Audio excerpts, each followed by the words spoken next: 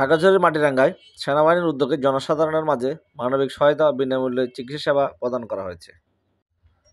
রবিবার সকালে মাটিরাঙ্গা জোনের আওতাধীন কাঁঠালবাগান এলাকায় আগুনে পুড়ে যাওয়া একটি পরিবারের ঘর নির্মাণ, সড়ক দুর্ঘটনায় আহত একজন ব্যক্তিকে চিকিৎসা সহায়তা, পাহাড়ি শিক্ষার্থীকে আর্থিক সহায়তা, একটি অসচ্ছল পরিবারকে সেলাই মেশিন সহ 4 শতাধিক পরিবারের মাঝে পবিত্র মাহে রমজান উপলক্ষে ইফতার সামগ্রী বিতরণ করা হয়েছে।